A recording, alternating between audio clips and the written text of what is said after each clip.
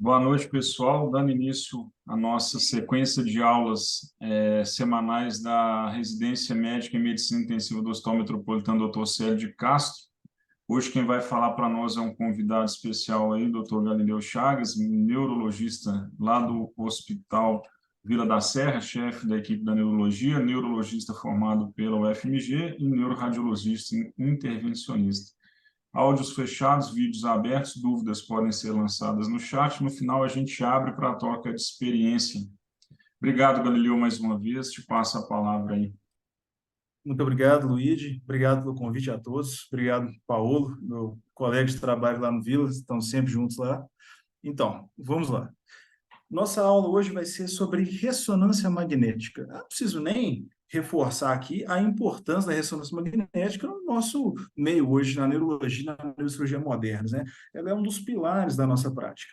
Mas apesar de parecer algo simples, dominado pelos especialistas, na verdade, a gente pode começar a mensurar o tanto que a gente não entende a ressonância quando a gente pensa por que ela tem esse nome, ninguém sabe. E a gente se habitua desde muito cedo a só sair memorizando tudo, sem tentar entender muito bem por que cada coisa é como é. E se por um lado alguns conceitos de física quântica, etc., da ressonância realmente são um pouco mais complexos, por outro, dá sim para entender o básico de como são formadas as imagens. Isso faz diferença na interpretação da imagem. E esse é o objetivo da primeira parte da nossa aula. Primeira parte, eu sei que às vezes um pouco mais chatinha, vão ser 20 slides, em torno de 20 minutos, e a gente vai falar de alguns conceitos básicos da formação da imagem na ressonância. Após essa parte inicial, a gente vai para a parte que todo mundo mais quer saber, que é a parte prática. Como que funciona cada sequência, o que está alterado em cada sequência, como que as doenças se manifestam. E essa segunda parte mais prática vai durar 30 minutos, mais ou menos, em cerca de 30 slides. Então, vamos lá, vamos começar. Tudo começa com os átomos de hidrogênio, que possuem um único próton em seu núcleo. E a partir deles, que são abundantes no corpo humano, são feitas as imagens da ressonância. Todo próton tem uma carga positiva e uma série de propriedades. Uma delas é um conceito chamado spin. O que é spin? Teoricamente, o átomo fica rodando ao redor do seu próprio eixo. E segundo os conceitos do eletromagnetismo, toda carga em movimento vai gerar um campo magnético. Então, como resultado desse movimento do átomo, desse movimento dessa carga positiva, a gente vai ter um campo magnético, que vai ter uma força vetorial resultante, que vai ser essa setinha para cima que nós mostramos na imagem à esquerda. Na verdade mesmo, existe um pouco de que histórico nesse termo chamado spin. Hoje em dia a gente sabe que é um pouco mais complexo do que isso, mas bem, o conceito serve, está em todos os livros de radiologia mais recentes. A gente usa isso para simplificar a questão da física e entender o que importa para a gente. Vamos lá. Bem, eu já sei que cada átomo vai ter seu momento magnético, essa setinha para cima. E no corpo humano, vamos imaginar que esse quadrado é um corpo humano. Nós temos cada momento magnético em uma direção completamente aleatória. Agora, o que acontece se eu pegar esse campo de momentos magnéticos aleatórios, ou se eu pegar um corpo humano, e colocar dentro de um campo magnético externo? Isso é, se eu colocar uma pessoa dentro de uma máquina de hemodinâmica, o que acontece? Esses momentos magnéticos eles vão se alinhar para cima e para baixo. Os para cima, que a gente chama de em paralelo, na mesma direção do campo magnético externo, vão estar em um estado energético um pouco menor, e são a maior parte dos momentos magnéticos. E o para baixo vai ser em antiparalelo, ao contrário do vetor do campo magnético externo, vão estar num estado energético mais importante, com mais energia acumulada. Beleza, esse é um primeiro conceito. Agora, olha que coisa interessante para a gente já começar a aprender já nesse primeiro conceito. Qual que é o nome da unidade de medida que mensura a intensidade de um campo magnético da ressonância? Tesla. E é por isso que as ressonâncias de 1,5 Tesla, 3 Tesla, 7 Tesla, que é mais de pesquisa, quanto mais Teslas uma ressonância, melhor a resolução dela para uma série de tecidos. A gente sempre ouve, ressonância 1,5 Tesla, ressonância 3 Tesla. Por que é melhor? Por causa disso. Porque 3 Teslas diz respeito ao campo magnético exercido por essa ressonância, e por isso você mobiliza uma quantidade maior de momentos magnéticos dos prótons de hidrogênio, então você consegue analisar uma quantidade maior de matéria, você tem uma imagem com melhor definição. simplesmente por esse campo magnético um pouco melhor, um pouco maior e mais átomos mobilizados. Beleza, vamos a um segundo conceito básico aqui. Precessão. Cada momento magnético, ele não se alinha perfeitamente, não. Na verdade, ele assume um movimento constante de oscilação ao redor do seu próprio eixo. É como se fosse o que a Terra faz ao seu redor do Sol, ou como se fosse esse giroscópio aí à esquerda. Fica se movimentando. E esse movimento chama-se precessão. Beleza. Cada momento fazendo a precessão em uma direção diferente, e isso eu tenho os vetores para cima, paralelos, para baixo, paralelos, vou ter um vetor final, para cima e para baixo, dos diferentes átomos com diferentes momentos magnéticos em diversos momentos de precessão. Beleza, um pequeno videozinho para a gente ilustrar isso. Eu tenho momentos magnéticos dos átomos aleatoriamente em precessão, um campo magnético externo, e eles vão formar uma força vetorial para cima e para baixo, cima com um estado energético menor, para baixo átomos mais energizados, um estado de maior energia. Bem, aí vamos ver agora o vetor final.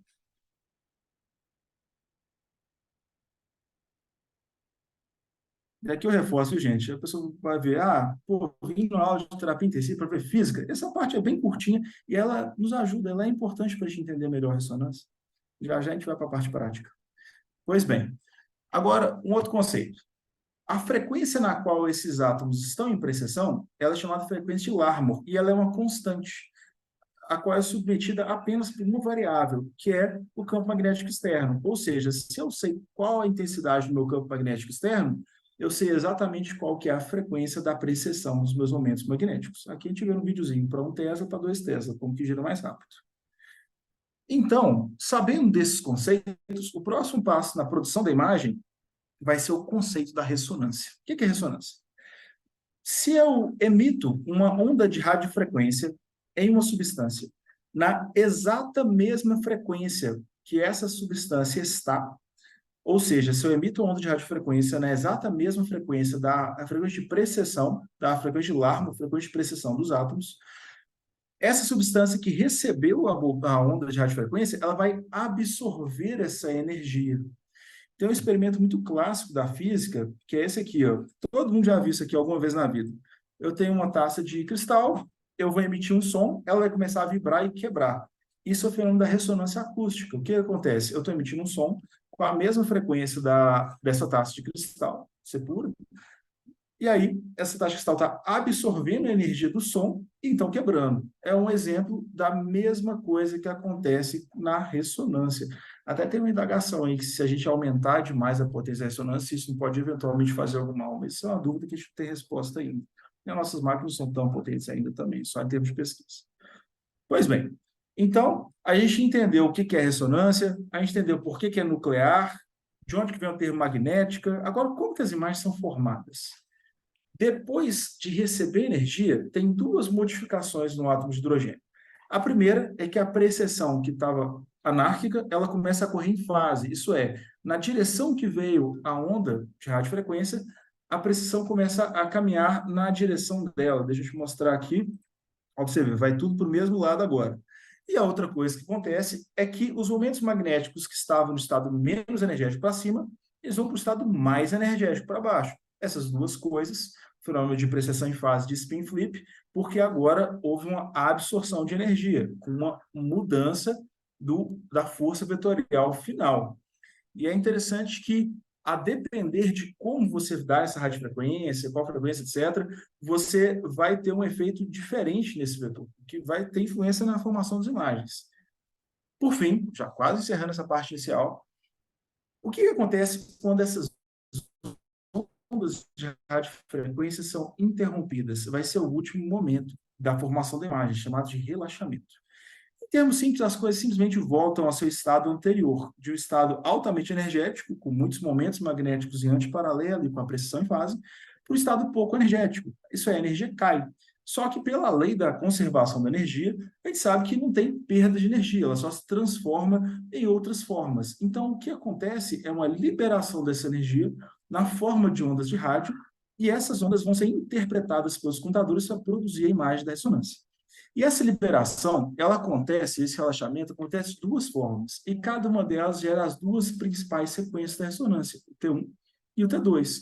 E a gente sabe que é a partir de T1 e de T2 que são geradas todas as imagens da ressonância. Então, vamos falar do T1 primeiro. O T1, a liberação é em spin lattice. O que é isso? A energia ela é liberada pelo ambiente. Quando os momentos magnéticos em antiparalelo, o estado mais energizado, retornam ao seu estado anterior em paralelo, o estado menos energizado. E a taxa que isso acontece não é constante, mas ela depende diretamente do tipo de tecido ao redor dos átomos de hidrogênio. Mais especificamente, quanta energia é perdida no tecido ao redor, o que é variável para cada matéria. Em T1, nós temos a característica de uma taxa de relaxamento de gordura ser muito diferente da taxa de relaxamento da água, o que nos dá um ótimo contraste. É por isso que faz de T1 a melhor janela para a gente ver a anatomia do encéfalo. Em T1, áreas com grande quantidade de água livre vão aparecer pretas, como nós podemos perceber ao olhar para os ventrículos, enquanto áreas ricas em gordura vão aparecer brancas, como nós podemos perceber ao olhar para a substância branca, que é rica em lipídios, a bainha de Mehling.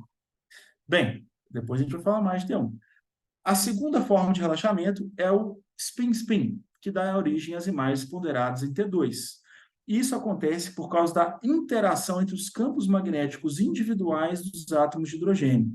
E se trata da perda de energia que acontece quando os átomos saem do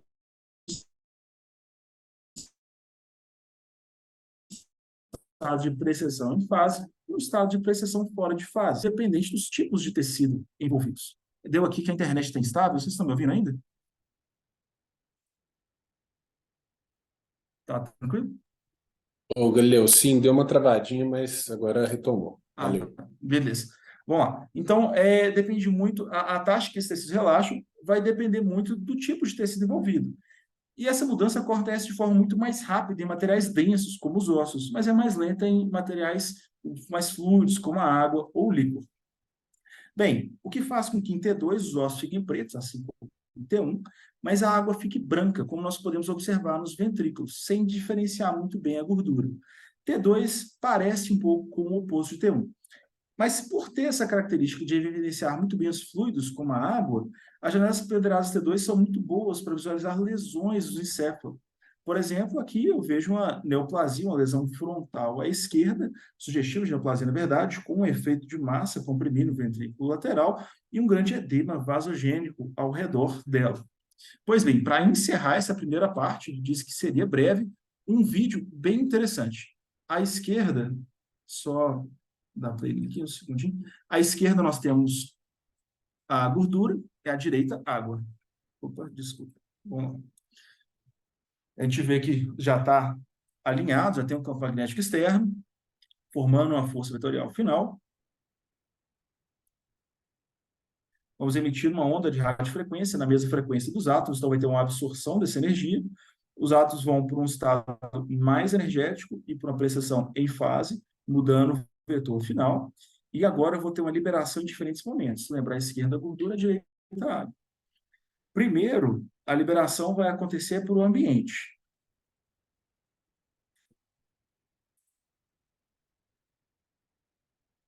Desculpa. Primeiro vai perder para as substâncias ao redor, que vai ser a pressão em fase para fora de fase. E aí libera energia. E aí depois vai do estado mais energizado para menos energizado, perdendo para o ambiente. Primeiro formou T2, depois formou T1. Agora, olha que coisa interessante.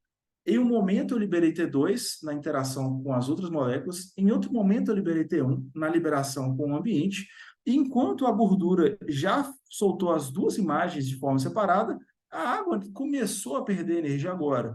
Então, é nesse jogo de qual onda eu emito e como eu vou interpretar cada imagem em cada momento que cada onda de radiofrequência chega, que é feita toda a imagem da ressonância.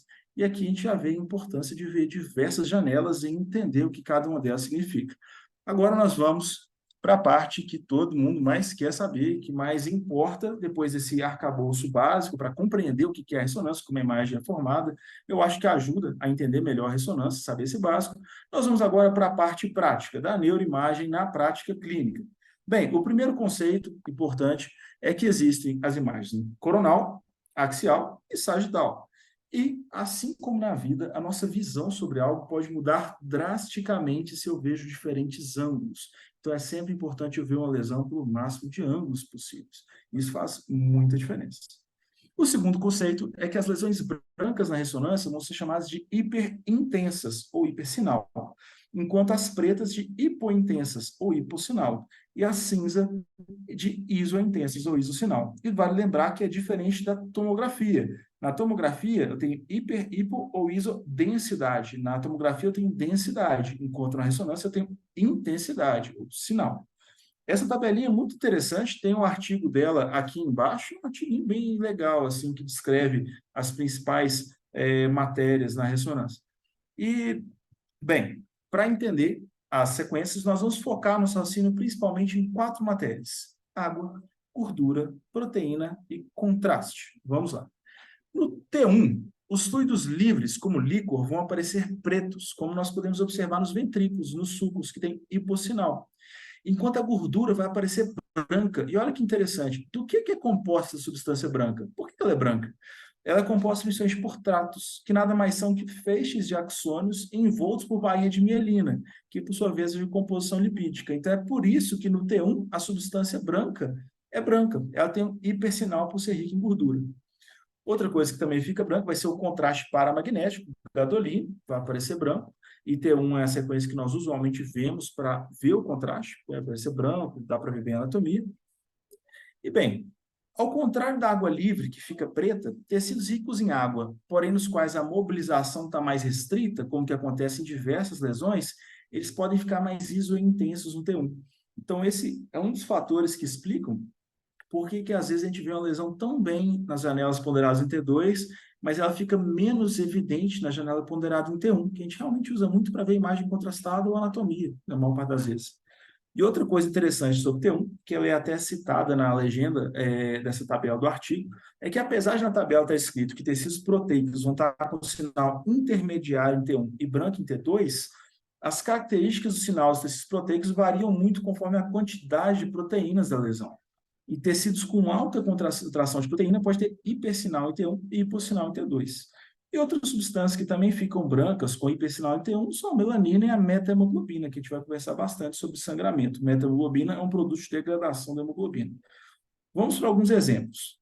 Nessa imagem, eu tenho um paciente com cisto colóide do terceiro ventrículo, que em 2/3 dos casos ele é hiperintenso em T1 por causa do seu alto conteúdo proteico. Nessa outra, nós temos metástases intracranianas de melanoma. Como a gente falou, a melanina é hiperintensa, que acontece em 40% dos pacientes com melanoma maligno. Nessa outra, vamos falar um pouco dela, nós temos sangramento subagudo secundário à angiopatia amiloide, cortical, alto. Pois bem, nós vemos uma imagem hiperintensa em T1 com maior sinal na periferia da lesão. E por que isso acontece? Isso acontece porque na degradação do sangramento, a degradação da hemoglobina, ela acontece da periferia para o centro. E ela acontece conforme as seguintes fases. Primeiro, eu tenho oxihemoglobina, que é a hemoglobina oxigenada. Rapidamente, ela perde oxigênio e a gente passa até a desoxihemoglobina. Nessas duas fases iniciais, não costuma alterar T1 e T2, os primeiros 2, 3 dias. Depois, a desoxihemoglobina vai sofrer oxidação e nós vamos ter a metahemoglobina intracelular, com 3 a 7 dias de sangramento. E depois, com a degeneração das hemácias, a metahemoglobina extracelular, com 7 a 30 dias de sangramento. E depois, né, ela é fagocitada pelo sistema monofisítico fagocitário, tem a hemociderina, que também não costuma alterar o sinal no T1. Então, o que altera o sinal no T1? Metahemoglobina intracelular, ou seja, o sangramento por volta de 3 a 30 dias do seu ictus, ele vai ter hipersinal em T1, porque vai representar a metahemoglobina intracelular e extracelular, com essa degradação acontecendo da periferia para o centro do hematoma. Claro, essa é uma regra geral que ajuda muito na temporalização, na interpretação temporal das lesões,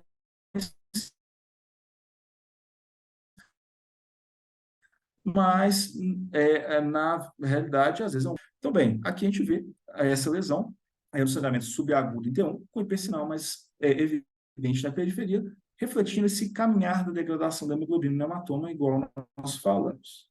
Pois bem, vamos ao T2. No T2, até certo ponto, o que a gente vai ter vai ser o oposto do que a gente encontra no T1. No T2, os fluidos livres, como líquor, eles vão ficar brancos. Lembra dos ventrículos. Os ventrículos são brancos no T2, assim como os sulcos. E também podem ficar brancos tecidos ricos em água, porém com a mobilização mais restrita, que acontece na maior parte das lesões. E esse é um dos motivos que a gente, na maior parte das vezes que a gente pega uma ressonância, a primeira coisa que a gente faz é bater o olho em T2 e flare, para ver se já tem algo. Porque na maior parte das vezes, maior parte das lesões, em T2 e flare vai ser o que vai estar mais visivelmente alterado. Falando de forma simplista, a primeira coisa que a gente faz é bater o olho no T2 e flare. Por isso. Então, bem, vamos falar alguns exemplos disso. Mas antes, o que é o flare que eu comentei aqui? O flare é uma janela muito boa, muito interessante. Ela é igualzinho o PT2, só que é uma supressão da água livre. Quando eu suprimo a água livre do ventrículo, do sulco, eu vou apresentar só lesões, eu vou ver só com hipersinal lesões ricas em água, mas que a água não está livre, a água está um pouco mais restrita, como é a maior parte das lesões patológicas. E isso ajuda a gente a ver melhor, que às vezes a proximidade com os sulcos do ventrículo pode dificultar um pouquinho a correta análise. Então, o flare nos ajuda muito a ver bem lesões. Vamos agora a alguns exemplos que a gente conversou. Aqui à esquerda um T1, à direita um flare. Olha que interessante como esse edema vasogênico na substância branca ele fica tão evidente no flare, ou também ficaria muito óbvio no T2, e fica um pouco mais discreto no T1. Tudo bem, que esse edema está tão grande que no T1 também está evidente. Mas, às vezes, edemas pequenos, por exemplo, estou com um press, às vezes fica bem difícil de ver na TC ou no T1 da ressonância, e fica muito evidente no T2 do flare. Então, são sequências que nos ajudam muito a ver edema vasogênico. Outra lesão aqui interessante aqui da diferença do T2 para o flare. Aqui nesse hipocampo, à direita, eu tenho hipersinal, atrofia, perda de digitações, nesse caso a esclerose mesial temporal. E o flare nos ajuda a ver melhor essa lesão, uma vez que está ali sem sem o líquor nos atrapalhando. A água livre suprimida e a água sem tanta mobilização melhor visualizada. Nesse caso, a semelhança é que eu tenho uma encefalite límbica com esse hipersinal no hipocampo esquerdo, melhor visualizado no flare do que no T2. Bem, aqui o último exemplo nesse sentido, temos as lesões perivenulares da esclerose múltipla, em Dias-Dawson, e a melhor discriminação das lesões no flare do que no T2. Olha que interessante. Às vezes aqui você fala, pô, tudo bem, corte serenazol, mas aqui tá um suco, o que é isso? No flare não, no flare fica muito evidente a lesão. Bem, vamos lá. Essa imagem aqui, muito interessante, é uma metástase da cisterna cerebelo-pontina direita, e olha como a gente vê hemorragias em diferentes idades nesse tumor. Nós falamos há pouco que, quando a gente tem o sangramento, a única fase da degradação da hemoglobina que a gente pode ver bem para o T1 é a metahemoglobina. Isso também é verdade por T2, mas com uma diferença que nos ajuda a discriminar a temporalidade da lesão. Enquanto tanto a metahemoglobina intracelular, 3 a 7 dias de sangramento, quanto a metahemoglobina extracelular, 7 a 30 dias de sangramento, se evidenciam como hipersinal no T1 altera de 3 a 30 dias, só a metahemoglobina extracelular se evidencia como hipersinal no T2, ficando a metahemoglobina intracelular com hipossinal. Em outras palavras, T1 altera primeiro que T2. Enquanto no T1 eu vou ter um hipersinal desde o início da primeira semana até o final do mês, no T2 eu só vou alterar após a primeira semana. Então o T2 vai estar alterado com o hipersinal por volta do 8º dia até o 30º dia. Nessa imagem a gente vê em forma de lua crescente mais medial e posterior, com hipersinal em T1, com hipossinal em T2, que é sugestivo de uma metahemoglobina intracelular, portanto hemorragia mais recente, 3 a 7 dias, que a hemoglobina ainda não saiu das hemácias. Enquanto na parte mais central, aqui assim, a gente já vê um sinal hipersinal tanto no T1 quanto no T2, correspondendo à metahemoglobina extracelular, e, portanto, a hemorragia um pouco mais antiga, 7 a 30 dias, porque a hemoglobina já saiu das hemácias degeneradas.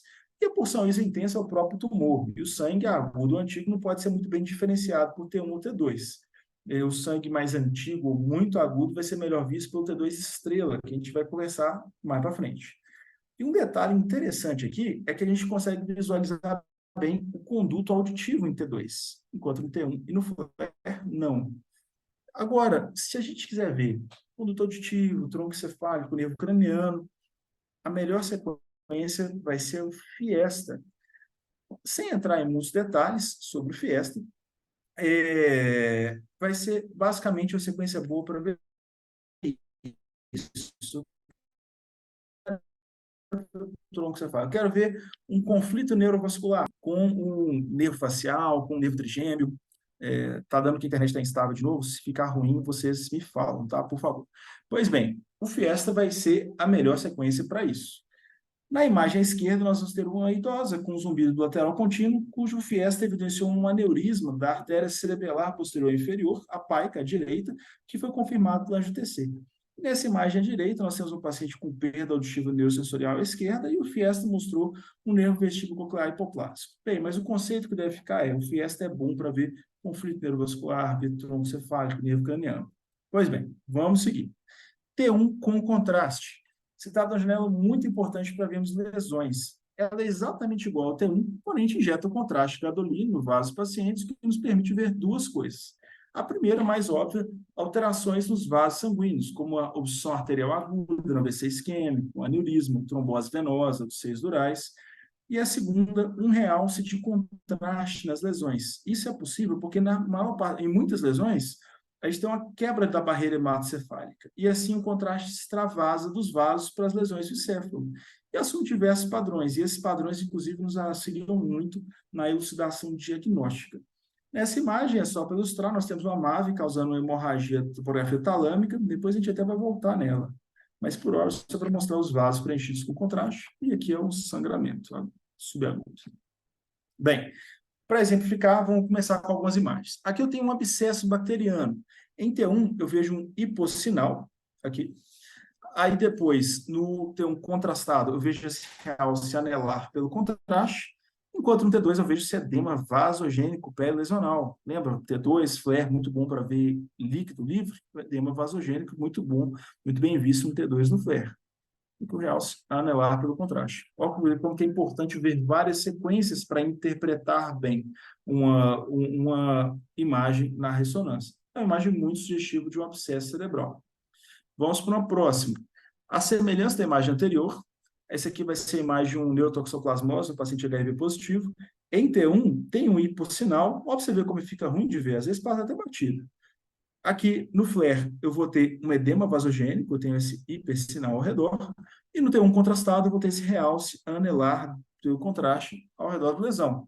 E ao redor desse realce anelar pelo contraste, esse edema vasogênico. Imagens sugestivas de abscesso cerebral, e nesse caso eu sei que é uma neurotóxico. Vamos lá, que é a primeira suspeição quando eu vejo essa imagem no HIV positivo, principalmente CD4 baixo, né? Isso é muito importante. Bem, outro exemplo interessante é o da esclerose múltipla, na qual tantas lesões recentes, que estão em atividade, quanto as antigas, sequelares, elas vão ficar hiperintensas no T2 no flare, mas só as lesões em atividade de doença vão ter realce pelo contraste, enquanto as antigas não. Então, o contraste nos auxilia muito na diferenciação da lesão antiga e uma lesão que está com atividade de doença na esclerose múltipla. Isso ajuda, inclusive, no diagnóstico, né? Porque o diagnóstico precisa de progressão temporal.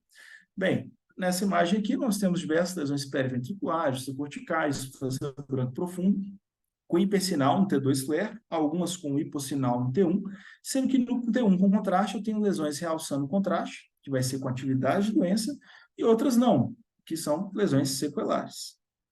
Bem, essa sequência aqui ela é muito importante no AVC, a sequência de difusão. A gente vai usar muito ela no AVC de fase aguda. É a sequência que avalia a restrição à difusão das moléculas de água. Na isquemia aguda, por causa do edema citotóxico, e nos abscessos bacterianos por causa do exudato, eu vou ter restrição à difusão. Agora, um conceito muito importante aqui é que eu só considero restrição à difusão verdadeira das moléculas de água se eu tiver um hipersinal na difusão com uma correspondência de hipossinal no ADC. Toda vez que eu vejo difusão, eu tenho que ver o ADC. Porque se eu tiver só branco na difusão, pode ser um efeito shine through, um branco secundário ao T2 ou do flare. Eu só vou falar que é restrição à difusão se tiver branco na difusão e preto na ADC. Desse jeito aqui. Branco na difusão e preto na ADC. Agora, vamos dar um exemplo. Se eu tenho um AVC agudo ou subagudo, eu vou ter uma imagem hiperintensa na difusão e hipointensa no ADC. Uma restrição à difusão verdadeira. Essa mesma lesão, conforme o tempo que ocorreu, também já pode estar hiperintensa no T2 no flare. Agora, se eu já tiver uma gliose, uma cicatriz de um AVC antigo, ela pode estar de diversas formas na difusão, inclusive hiperintensa. mas não vai ter um hipossinal no ADC, não vai configurar uma restrição à difusão verdadeira. Então, por exemplo, eu posso ter uma lesão antiga do AVC que vai estar com hipersinal de difusão, hipersinal no T2 flare, que é o clássico, mas sem hipossinal no ADC, ADC normal ou hiperintenso, então não é uma lesão aguda. E quanto tempo que o AVC fica com a restrição à difusão verdadeira, branco na difusão e preto no ADC? Até 3 semanas do evento, cerca de 1 a 3 semanas. A partir de uma semana, você pode, o pico é por volta de uma semana, depois você começa a perder sinal, aí até 3 semanas, 2, 3 semanas, some o sinal. Bem, e aproveitando que a gente está falando disso, é importante falar que a difusão vai ser a janela que vê de forma mais precoce o AVC. Assim que já faz o edema citotóxico, você já vê alteração na ressonância, já nas primeiras 6 horas. Enquanto em outras janelas demora mais tempo para a alteração aparecer, geralmente aparece no flare após 6 horas, às vezes até mais tempo. Na tomografia, você espera uma imagem bem formada, às vezes até após 24 horas do evento. Claro, alguns pacientes progredem mais rápido a lesão, de forma precoce, às vezes você já viu uma diferenciação da substância cinzenta, substância branca, apagamento dos sulcos, mas uma hipodensidade bem formada na tomografia, você espera ela após 24 horas. Pode ser antes. Enquanto na ressonância, a difusão é muito precoce, essa alteração. E aqui, claro, essa imagem que está usando para exemplificar, é óbvio que é um AVC isquêmico, uma imagem bem clássica, em cunha, topografia da cerebral média direita. Um AVC isquêmico agudo ou subagudo. Bem, ainda dentro desse raciocínio, um recurso que a gente pode utilizar para determinar a temporalidade do AVC na fase aguda vai ser o mismatch do flare com a difusão. Como a restrição à difusão, com o edema citotóxico, aparece primeiro na difusão e depois no flare, uma lesão isquêmica em fase hiperaguda, ela pode estar hiperintensa só na difusão, com edema citotóxico, mas sem alteração pronunciada no flare ainda. Nessas imagens acima eu vejo o mismatch, alterado na difusão, não alterado no flare. Alterado na difusão e não alterado no flare. Enquanto nas de baixo não tem mismatch, está alterado tanto na difusão quanto no flare. Usando desse raciocínio, em 2018 foi publicado no New England um artigo que ponderava o seguinte: ó, a gente nunca tromboliza um paciente cujo horário do DF do ictus é desconhecido, um wake-up stroke, porque a gente não sabe se tem mais de 4 horas e meia ou não. Mas nós sabemos que dentro desse período, só a difusão está alterada, o flare não alterou ainda em 4 horas e meia de déficit. E se a gente utilizar nos wake-up strokes que chegam rapidamente ao hospital, o mismatch flare difusão, para definir trombólise nesse paciente. Se a gente trombolizar os pacientes que têm mismatch flare difusão, utilizando desse recurso de imagem para determinar que esse AVC tem menos de 4 horas e meia, 6 horas. Será que isso dá certo? Deu tão certo que entrou nas recomendações do stroke 2019 com nível de evidência 2A. Ou seja, se eu tenho um mismatch flare difusão, eu posso falar com segurança que essa isquemia ocorreu ali nas últimas 4 horas e meia, 6 horas, e nesse caso a gente está autorizado a trombolizar o paciente. Lembrando que esse raciocínio vale para córtex, para tronco encefálico o raciocínio é um pouco diferente, e é interessante, quando eu vejo esse slide, eu vejo que essa aula está ficando velha. Na primeira vez que eu apresentei essa aula, isso era novidade, tinha acabado de lançar, acho que foi em 2020, assim, e agora estamos em 2023, né, já está ficando velho. Mas ainda é a recomendação mais recente, o último guideline desse stroke para terapia de reperfusão foi em 2019, está completamente desatualizado para trombectomia mecânica, mas continua atualizado e vigente para trombólise. Então, continua sendo a terapia que a gente deveria fazer no wake-up stroke que chega rapidamente ao hospital. Ressonância, mismatch, flare difusão e trombólise se tiver um mismatch. Deveria, porque a gente sabe que na nossa realidade no Brasil, às vezes a gente não consegue fazer ressonância tão rápido, às vezes o paciente não chega tão rápido para a gente, mas bem, vamos caminhar. Um outro exemplo importante de restrição à difusão verdadeira são os abscessos bacterianos. E aqui nós vamos ter uma hiperintensidade na difusão, com a correspondência de hipointensidade no mapa de ADC, configurando uma restrição à difusão verdadeira que corresponde a um exudato. E não é um efeito Chain-True, porque eu tenho a correspondência no mapa de ADC. Outras coisas interessantes que eu vejo, aqui um T2 que tem um grande edema vasogênico ao redor da lesão e um realce anelar pelo contraste. Aqui uma imagem de perfusão. Então, bem, eu tenho uma restrição à difusão verdadeira, eu tenho um edema perilesional, edema vasogênico, eu tenho um realce anelar pelo contraste. Isso é altamente sugestivo de abscesso bacteriano. O realce anelar pelo contraste, o edema vasogênico perilesional e a restrição à difusão verdadeira. Por quê? Porque isso não é AVC. As duas principais causas de restrição à difusão verdadeira são edema citotóxico do AVC, eu vou ver imagem em cunha, um quadro típico, compatível, agudo, etc., E a outra coisa clássica de restrição de difusão vai ser exudato pus do abscesso, que eu vou ter um edema vasogênico pré-lesional, um realce celular pelo contraste, isso classicamente. Existem ainda outras causas mais incomuns, mas também reais, de restrição de difusão. Por exemplo, alguns linfomas com desproporção citoplasma-núcleo. Pode ter restrição de difusão verdadeira, algumas neoplasias, mas às vezes de forma mais heterogênea. Às vezes, no status epiléptico, eu posso ter alguns foquinhos corticais, laminares de restrição de difusão, por exemplo. Ok, mas o principal, as duas principais causas que devem ficar na cabeça de todo mundo é pensar, eu tenho uma restrição de difusão verdadeira, com hipossinal no ADC, isso é muito importante. Eu tenho que pensar em abscesso, eu tenho que pensar em AVC agudo ou subagudo, até 2, 3 semanas. Bem, então vamos lá. Por fim, eu acabei falando rápido, né? Nem demorou tanta aula, estou completando 40 minutos só. Mas bem, para já quase encerrá-la, uma outra sequência muito útil no nosso dia a dia vai ser o T2 estrela, e para isso nós vamos voltar a esse slide do início da aula. O T2 estrela, assim como o T2, ele vai ter uma relação com o eixo de magnetização transversal, aquela questão da precessão, da interação com os outros átomos, liberando a energia conforme ele interage com os campos magnéticos individuais dos outros átomos. Porém, em T2 estrelas, isso vai acontecer em íntima relação com as heterogeneidades do campo magnético, ou seja, quanto mais perturbação o campo magnético externo aplicado, determinada substância causar, quanto mais perturbação o campo magnético uma substância causar, mais alterada e melhor ela será vista no T2 estrela. O que faz essa sequência péssima para ver correlação anatômica, mas muito boa para ver substâncias paramagnéticas. Às vezes a gente até se refere a essas sequências como sequências paramagnéticas, como objetos metálicos, depósito de cálcio, depósito de ferro. Então, nós utilizamos o T2 estrela, ou SWI, ou gradiente eco, basicamente para ver cálcio e sangue, os quais vão ficar com hipossinal no T2 estrela. Aqui, nessa imagem, aquela hemorragia talâmica, da MAVE que a gente viu lá atrás. Eu tenho um hipossinal no T2 estrela, uma hiperintensidade no T1, sugerindo um sangramento subagudo. E aqui nós vamos lembrar um pouco do que a gente comentou sobre a degradação da hemoglobina, quando falamos de T1. Quando eu tenho um sangramento, a hemoglobina se degrada conforme as seguintes fases. Oxihemoglobina, hiperaguda, a gente nem vê isso na ressonância. Desoxihemoglobina, nos primeiros 3 dias. Metahemoglobina intracelular, 3 a 7 dias, fica hipersinal em T1.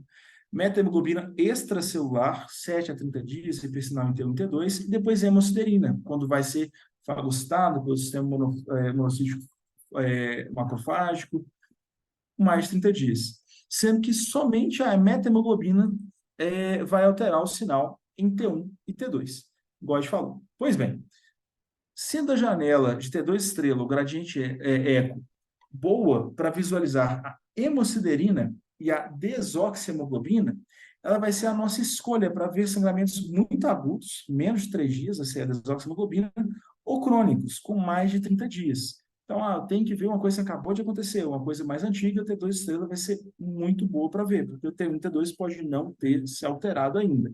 Além dela ser boa também para a gente ver sangramentos subagudos, até 7 dias, seria metahemoglobina intracelular. E por que isso acontece? Por que tem essas questões? Porque na ressonância, na verdade, a gente vê o impacto da presença do ferro no campo magnético, que vai alterar o sinal que nós detectamos esses prótons de água. Quando a gente vê o sangue na ressonância, a gente não vê o sangue em si, a gente vê o efeito secundário dele nos tecidos adjacentes, que é o contrário da tomografia, na qual o que a gente vê é um efeito direto da atenuação do raio-x, um efeito direto da atenuação das moléculas de hemoglobina. Então, enquanto na tomografia a gente está vendo o sangue, na ressonância a gente está vendo como ele altera o sinal ao redor dele, como o ferro altera o sinal nos seus tecidos ao redor. Pois bem, um detalhe interessante é que, apesar do T2 estrela ser a nossa escolha para sangramento até 2, 3 dias, ser a nossa escolha para sangramento depois de 30 dias, hemosiderina, ver bem também sangramento subagudo até a primeira semana, o T2 estrela, uma questão aqui, ele não vê tão bem de 7 a 30 dias de sangramento. Por quê? Porque quando tem aumento da metahemoglobina extracelular, que é por volta de 7 a 30 dias, tem uma certa homogeneização na concentração da hemoglobina no coágulo, quando é liberado no interior das hemácias. Então, você tem uma certa perda temporária do hipossinal. Claro que tem uma heterogeneidade nisso. Isso não acontece na hemosiderina porque tem toda aquela questão das células inflamatórias, então fica muito mais paramagnética. Pois bem, E para ilustrar essa questão que a gente falou, uma imagem de uma angiopatia amiloide com a siderose superficial, aqui assim, secundária. Nessa imagem esquerda, esse padrão de hipossinal acompanhando alguns giros, principalmente no hemisfério cerebral direito e próximo à leptomeninge, ele vai caracterizar a siderose superficial, que vai ser esse depósito de hemosiderina. Você vê em T1, T2, você não vai ver nada no FLAIR, você não vê nada, você vai ver no T2 estrela. Enquanto nessa imagem direita, a gente vê diversas lesõezinhas arredondadas com hipossinal, que se tratam de pontos hemorrágicos crônicos. Aqui é secundário uma angiopatia amiloide. E como eu sei que isso é crônico, não é agudo? Bem, quando eu peguei a imagem, tinha também nela o flare, e no flare não tinha alteração nenhuma. Então, essas lesões são ou agudas, menos de 7 dias, ou crônicas, mais de 30 dias. E tendo em vista a doença de base do paciente, obviamente, a maioria disso aí é crônico. E bem, nessa imagem eu mostrei o SWI, por quê? O T2 estrela, o gradiente eco, o SWI, eles são equivalentes. Em termos técnicos, tem alguma diferença na obtenção, mas na prática são sequências equivalentes, boas sobre esses sangramentos. Bem, é basicamente isso. Muito obrigado a todos, obrigado pelo tempo. Acho que eu falei um pouco rápido, a aula foi um pouco mais rápida do que o previsto. Qualquer dúvida, estou à disposição, tem o meu telefone e o meu e-mail. É isso, vamos abrir agora para a discussão, para a conversa. Eu queria agradecer, parabenizar pela aula. Não esperava que fosse diferente, a aula foi excelente. Ter te convidado aqui faz parte de um esforço que a gente está fazendo para trazer os métodos complementares mais próximos da formação do intensivista. É algo que a gente está tentando quebrar lá no Metropolitano. A gente começou com o estágio da imagem lá, coisa que não tinha. Até agora tem sido bem positivo. Claro que ressonância para a gente lá é algo um pouco mais distante, mas não vai ser para os meninos, né, para o resto da carreira deles. Então, acho que esse foi um primeiro passo excelente aí para mim também, que nunca tive a oportunidade de assistir uma aula como essa, para entender os conceitos básicos. Queria agradecer demais, pensando assim, de outra forma, quando eu ia ter contato com esse tipo de informação aqui. Então, agradeço demais pela aula. Eu vou interromper aqui, Galileu, a gravação para abrir para as perguntas, tá bom? Obrigado aí mais uma vez. Eu que agradeço demais pelo convite, pela parceria de sempre.